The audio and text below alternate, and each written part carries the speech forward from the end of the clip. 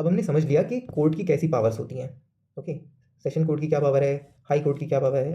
Let's understand कि इसके आगे का क्या प्रोसीजर है। अब देखिए, ऐसा तो नहीं होगा कि हाई कोर्ट ने अगर कंफर्म कर दिया डेथ सेंटेंस को तो उसके बाद कोई रास्ता नहीं है, ऐसा नहीं होता।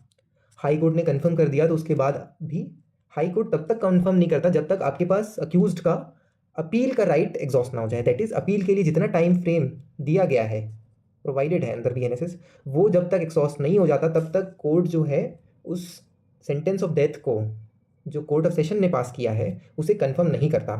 ओके ओके, इसके बाद क्या, अगर हाई कोर्ट ने भी कंफर्म कर दिया फिर क्या प्रोसीजर होगा। ओके, और अब अगर हाई कोर्ट ने भी कंफर्म कर दिया है, सपोज करिए कि हाई कोर्ट ने पहले हाई कोर्ट के पास आप अपील पे गए, अपील में भी कंफर्म कर दिया हाई कोर्ट ने, अब क्या करें। अब आपके पास एक रास्ता बचता है कि आप एसएलपी लगा सकते हैं बिफोर सुप्रीम कोर्ट। ओके, इस एसएलपी में भी अगर सुप्रीम कोर्ट ने, अगर आपकी एसएलपी एक्सेप्ट हो गई, एसएलपी का एक्सेप्ट होना क्या होता है, देखिए सुप्रीम कोर्ट के पास स्पेशल पावर है कि कोई भी judgment, decree, order under article 137 India के किसी भी कोर्ट या ट्रिब्यूनल के द्वारा पास किया गया कोई भी जजमेंट, डिक्री या ऑर्डर पे आप एसएलपी फाइल कर सकते हैं सुप्रीम कोर्ट में, प्रोवाइडेड वो एसएलपी सुप्रीम कोर्ट में एक्सेप्ट होनी चाहिए। ओके, अगर सुप्रीम कोर्ट ने एसएलपी एक्सेप्ट करने से मना कर दिया तो आपको वापस जिस कोर्ट में आपकी प्रोसीडिंग चल रही थी या जिस कोर्ट में आपका जिस कोर्ट का डिसीजन आ चुका है वो बाइंडिंग हो जाएगा। Okay, so this is very important to understand. Now suppose supreme court ने आपकी एसएलपी को एक्सेप्ट कर लिया है और हियरिंग के बाद सुप्रीम कोर्ट ने भी डेथ पेनल्टी जो नीचे से हाई कोर्ट ने कंफर्म की, फिर हाई कोर्ट के बाद सुप्रीम कोर्ट ने भी उस डेथ पेनल्टी को कंफर्म कर दिया। इसके बाद क्या रास्ता होगा, क्या यहाँ पे एक डेड एंड आ जाएगा?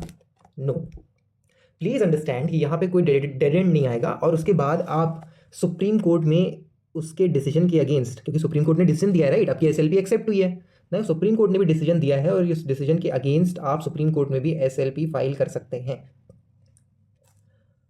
एक और रास्ता बचता है, सपोज करिए कि आपकी एसएलपी भी रिजेक्ट हो गई और सॉरी आपकी क्यूरेटिव पिटिशन, ये क्यूरेटिव पिटिशन है। ओके, सुप्रीम कोर्ट की में अगर आपकी एसएलपी एक्सेप्ट होने के बाद सुप्रीम कोर्ट का डिसीजन आ गया है कि डेथ पेनल्टी अवॉर्ड की जानी चाहिए, अब उस डिसीजन के अगेंस्ट आप सुप्रीम कोर्ट में ही क्यूरेटिव पिटिशन फाइल कर रहे हैं।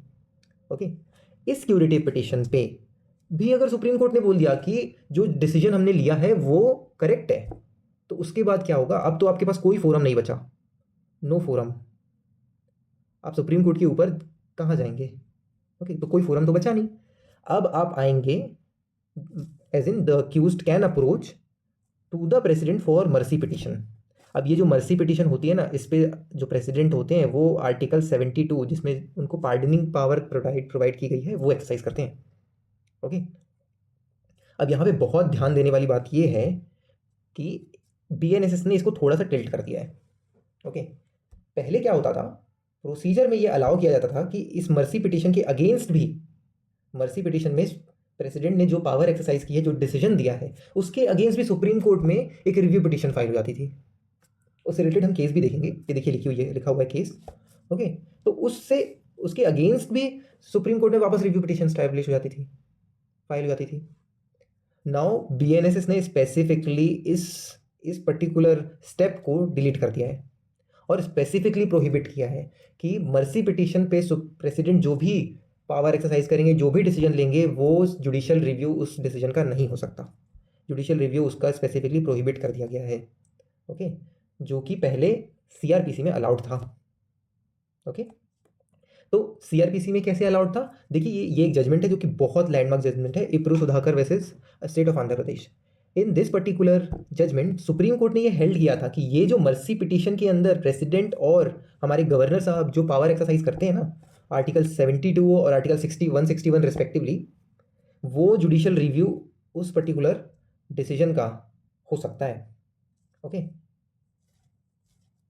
बट उसके लिए ऐसा नहीं होगा कि हर डिसीजन का जुडिशियल रिव्यू हो जाएगा। उसके लिए इस पर्टिकुलर इप्रू सुधाकर केस में ये पर्टिकुलर ग्राउंड्स बताए गए थे कि अगर the application has been decided without application of mind, okay, और एक्सट्रीनियस कंसिडरेशन है, इररिलेवेंट कंसिडरेशन है। एक्सट्रीनियस कंसिडरेशन क्या होता है कि जो आउटसाइड कंसिडरेशन होता है।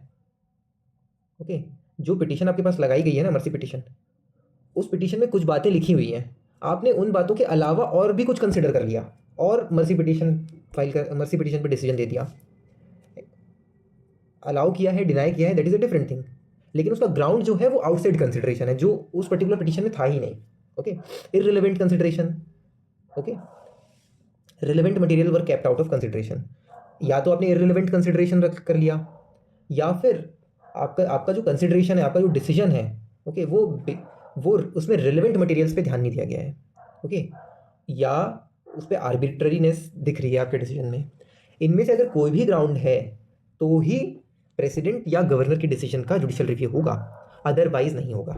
ठीक है, this was made crystal clear in Epuru Sudhakar case.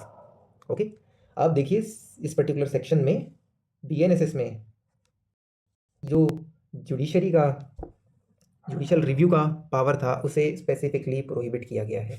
अब सेक्शन 472 क्लॉज 7 में स्पेसिफिकली बोल दिया गया है कि whatever the decision president और governor has taken in mercy petition shall not be inquired into any court.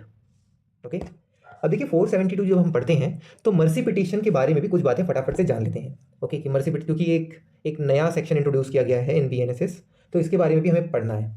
Okay, उसके रिलेटेड में एक प्रॉपर प्रोसीजर बताया गया है कि मर्सी पिटीशन कब फाइल की जाएगी, कितने दिन में डिसीजन आएगा, प्रेसिडेंट या फिर गवर्नर को कैसे कंसर्न गवर्नमेंट से कंसल्ट करना है, everything has been prescribed. Okay, so mercy petition कब फाइल होनी है, देखिए साफ साफ लिखा हुआ है कि within 30 days of the decision file होनी है। जैसे ही सुपरिटेंडेंट और जेल सुपरिटेंडेंट को पता चलता है कि मर्सी पिटीशन फाइल करना चाहते हैं जो कन्विक्टेड हैं, जैसे ही उसे पता चलता है उसके विद इन 30 डेज ये मर्सी पिटीशन जो है वो प्रेसिडेंट या फिर गवर्नर के पास पहुंच जानी चाहिए। ओके, अब देखिए उससे रिलेशन में हमने प्रोसीजर भी बताया है, दैट इज बीएनएसएस में बताया गया है। तो देखिए सबसे पहले तो ये लिखा हुआ है कि procedure can be initially file to the petition can initially be file to the governor and उसके रिजेक्शन पे प्रेसिडेंट के पास। फर्स्ट ऑफ ऑल जो पिटीशन होगी वो गवर्नर के पास जाएगी। इफ गवर्नर रिजेक्ट्स तो रिजेक्शन के within 30 day within 60 days आप प्रेसिडेंट के पास मर्सी पिटीशन फाइल कर सकते हैं। यहाँ पे जेल सुपरिटेंडेंट की भी ड्यूटी स्पेसिफाई की गई है कि जेल सुपरिटेंडेंट इंश्योर करेगा कि जितने भी कन्विक्ट्स हैं एक पर्टिकुलर सेम केस में वो सभी अपनी petition with in 60 days file करते हैं। अब ऐसा भी हो सकता है कि अगर 3 कन्विक्ट्स हैं, 2 ने फाइल की, 1 ने नहीं की, तो अगर 3 कन्विक्ट्स हैं, 2 ने फाइल की, 1 ने नहीं की, तो सुपरिटेंडेंट जो होगा जेल का वो उस केस से रिलेटेड डिटेल्स सेंट्रल और स्टेट गवर्नमेंट को कंसिडरेशन के लिए फॉरवर्ड करेगा। ओके, सो ये था जो process of filing mercy petition. एक बार जल्दी से समझ लेते हैं फिर से। मर्सी पिटीशन सबसे पहले कब फाइल होनी है, विद इन 30 डेज। जैसे ही जेल सुपरिटेंडेंट जो कन्विक्टेड पर्सन है उसको बताएगा कि आपकी अपील जो थी वो डिसमिस हो गई है, आपकी एसएलपी जो सुप्रीम कोर्ट में फाइल की थी वो डिसमिस हो गई है।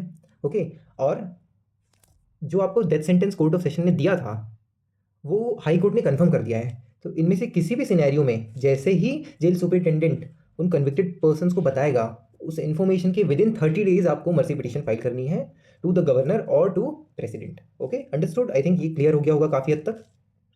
अब हम देख लेते हैं कि disposal by the authorities dispose कैसे करती हैं। अब हमने देखा कि गवर्नमेंट का भी एक रोल होता है। ठीक है, अभी बीएनएसएस में ये भी स्पेसिफाई कर दिया गया है क्लियरली कि गवर्नमेंट जो होंगी, स्टेट गवर्नमेंट और सेंट्रल गवर्नमेंट, वो डेथ पेनल्टी के रिलेशन में भी अपनी पावर एक्सरसाइज कर पाएंगी। अब वो पावर कैसे एक्सरसाइज करेंगी, ओके, जब, और यहाँ पे हम देख लेते हैं कि गवर्नमेंट जो होगी वो कैसे रोल प्ले करेगी जब मर्सी पिटीशन फाइल होगी। अब आपको पता होगा कि प्रेसिडेंट और गवर्नर जो होते हैं वो with the consultation of the government और द काउंसिल ऑफ मिनिस्टर्स काम करते हैं। ठीक है, तो यहाँ पे इनका भी रोल होता है। तो सेंट्रल गवर्नमेंट को जैसे ही मर्सी पिटीशन मिलेगी, क्योंकि यहाँ हमने देखा कि सेंट्रल गवर्नमेंट को भी फॉरवर्ड कर रहे हैं एक केस में, और प्रेसिडेंट काउंसिल ऑफ मिनिस्टर के एड एंड एडवाइस से काम करते हैं। ओके, तो सेंट्रल गवर्नमेंट के पास जैसे ही मर्सी पिटीशन आएगी वो उस कंसर्न्ड स्टेट गवर्नमेंट से उनकी ओपिनियन मांगेंगे। जिस स्टेट गवर्नमेंट में वो पर्टिकुलर जो कन्विक्ट है वो कैद है, या फिर जिस स्टेट में वो उसने क्राइम किया था उसके कमेंट्स हम लेंगे सबसे पहले। ओके, उसके बाद उनके स्टेट गवर्नमेंट के रिकमेंडेशन लेने के बाद सेंट्रल गवर्नमेंट अपने रिकमेंडेशन प्रेसिडेंट को विद इन 60 डेज फॉरवर्ड कर देगी। ओके, जब central government with in 60 days अपने रिकमेंडेशन प्रेसिडेंट को फॉरवर्ड करेगी, उसके बाद जितने भी पिटिशंस होंगे ना प्रेसिडेंट के पास, president will have to decide all the petitions together in the interest of justice. That is उस पर्टिकुलर पिटिशन में अगर 5 लोग हैं, ओके, 5 लोगों की पिटिशन डली हुई है, तो उन 5 की पिटिशन एक साथ इन the interest of justice president decide करेंगे। ऐसा नहीं होगा कि 4 लोगों की के रिलेशन में उन्होंने डिसाइड कर दिया, एक की अभी तक मर्सी पिटिशन जो है विद होल्ड कर ली, ओके, या फिर पेंडिंग कर दी।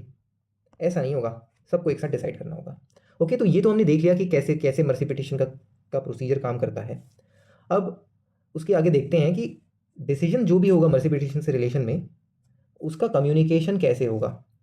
तो प्रेसिडेंट जो हैं डिसीजन को कम्युनिकेट करेंगे स्टेट गवर्नमेंट से और जेल सुपरिटेंडेंट से with in 48 hours of deciding, ठीक है। एंड यहाँ पे एक चीज़ जो हम बहुत बार इस लेक्चर में सुन चुके हैं, देख चुके हैं, कि ये जो ऑर्डर होगा प्रेसिडेंट का या गवर्नर का, ये फाइनल होगा, इसका जुडिशियल रिव्यू नहीं हो सकता।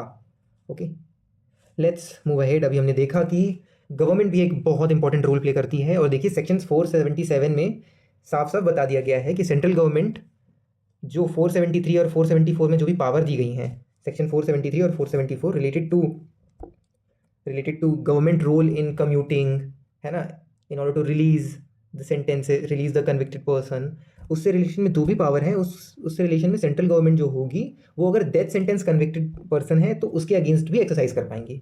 ओके, ऐसा नहीं होगा कि अगर किसी को डेथ सेंटेंस दिया जा चुका है तो उस पर सेंट्रल गवर्नमेंट कोई भी डिसीजन नहीं ले सकती। तो सेंट्रल गवर्नमेंट ने खुद को भी थ्रू BNSS बहुत इंपॉर्टेंट पावर दे रखी है, ओके, और स्पेसिफिकली दिया हुआ है।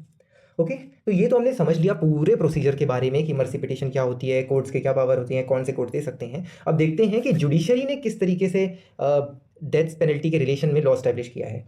ओके, तो देखिए कुछ बहुत इंपॉर्टेंट केसेस हैं। सबसे पहले जगमोहन सिंह वैसे स्टेट ऑफ उत्तर प्रदेश, एक केस है राजेंद्र प्रसाद वैसे स्टेट ऑफ उत्तर प्रदेश, और एक बहुत बहुत बहुत इंपॉर्टेंट केस है बच्चन सिंह वैसे स्टेट ऑफ पंजाब। ओके, 1980 का ये केस है। Bachan Singh and state of Punjab ही वो केस है जिसमें जुडिशरी ने in order to pronounce death penalty rarest of rare case का रेयरेस्ट ऑफ रेयर डॉक्ट्रिन का प्रोनाउंसमेंट किया था। ओके, और ये बोला था कि जुडिशरी में कोई भी कोर्ट जब डेथ पेनल्टी अवॉर्ड करेगा तो उस कोर्ट को साइट करना पड़ेगा special reasons for giving that sentence to any convicted person to death. Okay, लेकिन क्योंकि अब देखिए ये डॉक्ट्रिन प्रोनाउंस तो हो गया, अब बाद में जब बहुत से केसेस कोर्ट्स के सामने आए तो कोर्ट्स ने ये ऑब्जर्व किया कि इस डॉक्ट्रिन में एक प्रॉब्लम है। ये डॉक्ट्रिन कोई स्ट्रेट जैकेट फॉर्मूला नहीं बताता। ओके, कौन से cases rarest of rare doctrine में फॉल करेंगे और कौन से केसेस को हम रेयरेस्ट ऑफ रेयर केस नहीं बोलेंगे, इससे रिलेशन में थोड़ा कन्फ्यूजन था। ओके, सो कोर्ट ने बार बार यही बोला कि कुछ भी स्ट्रेट जैकेट फॉर्मूला नहीं बताया जा सकता। Okay, it is not possible to suggest full proof principles, कि कौन से प्रिंसिपल्स होंगे ये टेस्ट करने के लिए कि कोई case rarest of rare category में फॉल करेगा या नहीं करेगा। लेकिन एट द सेम टाइम जब हम जजमेंट्स को देखते हैं तो कुछ इंपॉर्टेंट फैक्टर्स हमें दिखते हैं जिसे कोर्ट्स कंसिडर करती हैं। ओके, तो ये वो 3 इंपॉर्टेंट फैक्टर्स हैं, इसे हम कह सकते हैं 3 M's। ओके, तो कोर्ट ये देखता है कि motive of commission of crime, manner of commission of crime और magnitude of commission of crime, कि मोटिव क्या था, ओके, किस तरीके से वो क्राइम को उस क्राइम को अंजाम दिया गया है और किस मैग्नीट्यूड में वो क्राइम अफेक्ट कर रहा है सोसाइटी को। ओके, तो ये तीनों चीज़ों को हम देख सकते हैं कि ये तीनों चीज़ें कोर्ट को बहुत हेल्प करती हैं in order to decide whether a case falls within the category of rarest of rare cases.